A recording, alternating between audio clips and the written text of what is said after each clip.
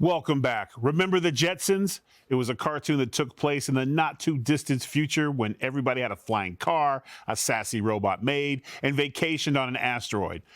Somehow we still don't have any of those things, but when will we? And what's life going to be like in, I don't know, the year 2100? Here to talk about all this and more, hyperTunnel co-founder Steve Jordan. Hi, nice to meet you. Nice to meet you too. So, okay, let's just get right into it. At 2100, the year 2100, what do you think will be the biggest improvement? Will we no longer use cars? Will we just pull the old Star Trek and appear and reappear? So the technology that we're working with and the technology that we see is definitely going to transform everything. And I can't imagine quite what that looks like by 2100. I imagine that travel and transport and all of those things will be completely different. So let me ask you this: we're going to have a future, like with right now, we're going to have a future that. Go ahead. Sorry. I was going to say, if we're going to have a future that takes us to 2100, then we need to make some serious changes to the way that the planet is engineered, whether that's flying or cars or trains or underground. It's all going to change. Do you think by 2100 we'll be maybe cohabitating on a different planet, like let's say Mars? Do you think Mars would be a viable option in 2100?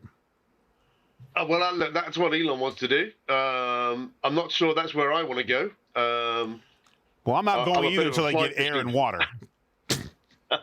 Well, me neither. I'm a bit of a fly fishing fan, and I don't see too much of that going on Mars. So. What about, do you think, like air travel? Obviously, it's going to be probably a lot faster to travel, because you like say a flight to California from New York now is 5 hours. By that time, you think maybe we'll have it down to like 5 minutes? I'm pretty sure you will. I mean, the way that air travel's changed in the last 100 years is phenomenal. It's only just over 100 years since the first flight happened. So goodness knows what it's going to be like then. I don't think we'll have teleporting. I think that's a bit too far-fetched, but there's definitely going to be different types of travel for sure. What about underground? Going to be different. Well, I think the thing that's really changing us now is the technology that's available that enables us to do things that we couldn't imagine before. So, in the past, we've basically made equipment of all sorts, whether that's airplanes or whether it's dumper trucks, bigger and bigger and bigger, so that we can actually do more with less input. And the input, of course, is the person driving it. So whether you're striving for an airliner that one guy can fly 800 people, or a 400-ton dumper truck in a mine that can be driven by one person, that's all going to change because the need for the economy of one person is going to be different. In the future, it's all going to become more micro, and that's really the journey that we're on that's going to deliver all of this. Underground construction, everybody's familiar with tunnel boring machines and great big drill and blast programs. And that's basically because we've done the same thing. We've got bigger and bigger and bigger, trying to do more with less labor, less people. And that's going to change because now the way we're doing underground construction is micro. So we use robots that are actually 2 or 3 feet long. They're very small, only about 6 inches in diameter, but they don't need a driver. Now we can drive with the technology of today, the digital twins of today that can actually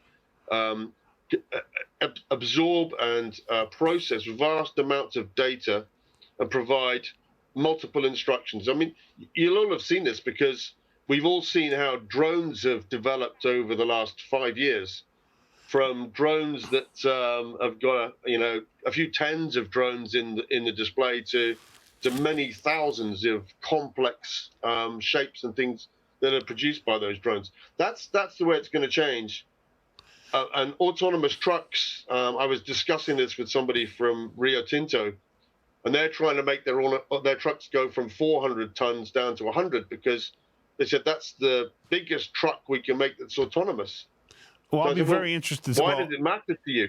Yeah, I'll have to take. Why does it matter how big it is if it's autonomous? Yeah, and I guess we'll have to take their word for it, because in 2100, I'm sure I'll be a distant memory, unless, of course, the cloning works the way I planned it. And with AI, none of us might be here. But all right, Doc. So Yeah, thank well, you. absolutely. Well, you may be in a computer. You may dwell somewhere else, and existence continues. That's true. We'll have to wait and see. But thank you so much for your time, man. This is very interesting. Thanks, Steve. Hey, Sean Hannity here. Hey, click here to subscribe to Fox News YouTube page and catch our hottest interviews and most compelling analysis. You will not get it anywhere else.